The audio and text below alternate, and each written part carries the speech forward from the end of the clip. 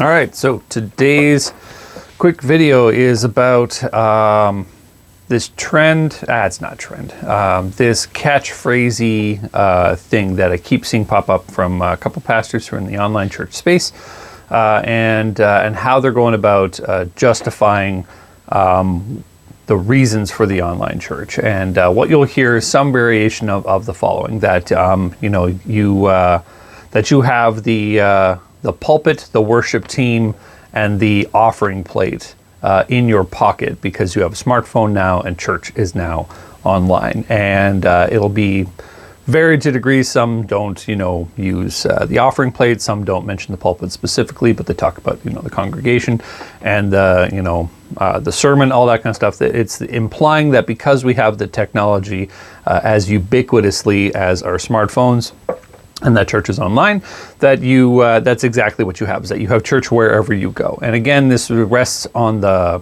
concept that the internet is a place, not a thing.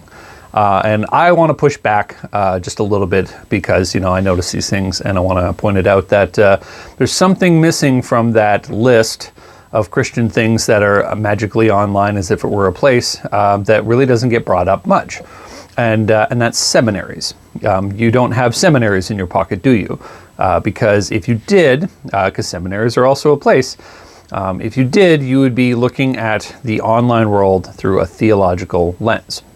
You would be looking at the online world through whether or not, what is its metaphysics? How does that relate to the church? And seminaries would debate this.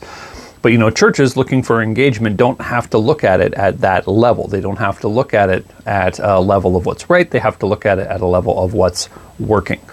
And I think that actually is the long-term solution to this problem, is that you put what seminaries make, which are in fact like lectures and papers and books, and you put that at scale online for the church, and that's how you solve the problem of online church if you view online church as a thing, not a place.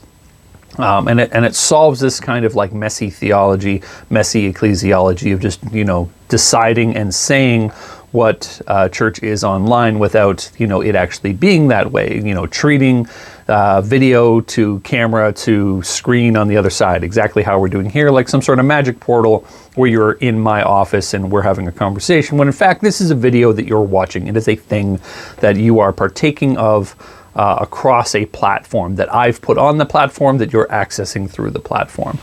So when you hear this, this sentiment that you have a church in your pocket, that you have the pulpit, the worship team, and the offering plate, and the pew, and all that kind of stuff, that now the church is in your pocket, remember that seminary will never be mentioned like that, because it will reinforce the idea that the internet is a thing if a place like seminary is ever brought into the online space, like church is being brought into the online spaces, because debate will have to happen about the legitimacy of that and whether or not you can just watch YouTube videos and if they're the same as lectures, because the video is a thing and lectures are kind of one-on-one. And anyone who's had a good professor knows this. Anyone who's had a great experience at college knows that there's a difference between going to college and consuming the products of college. And I benefit from that. I know that there's at least 3 or 4 courses that I've taken that were offered for free, where they just put the lectures up. You don't have to do any of the coursework, but you get all the lectures from what's being produced on by the university, and you can just access that stuff, and it's great. It's fantastic because you get a new depth to your learning that you wouldn't normally have because you don't have to go to college.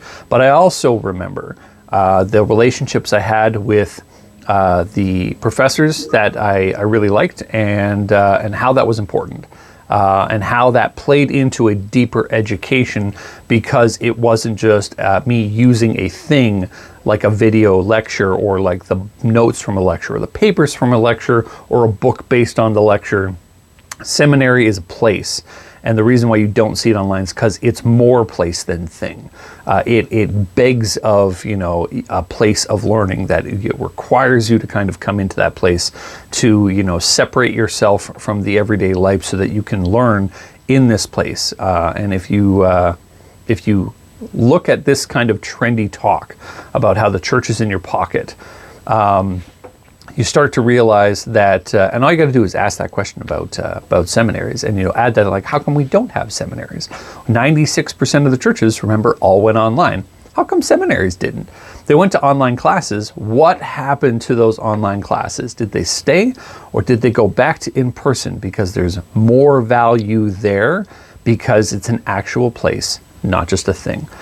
This thing, place dynamic plays into everything. It's going to get mentioned in almost all my videos because it's just ignored and not talked about whenever we're talking about online church. And this is just one more great example of how the assumptions that the internet is a place lead you places, and that, the assumptions that the internet is a thing can lead you places also. And until that's sorted out and decided, and not like it ever will, but until that's sorted out and decided, it's messy in every direction. So my hope with some of these videos is to help clear that out. So we'll talk to you soon.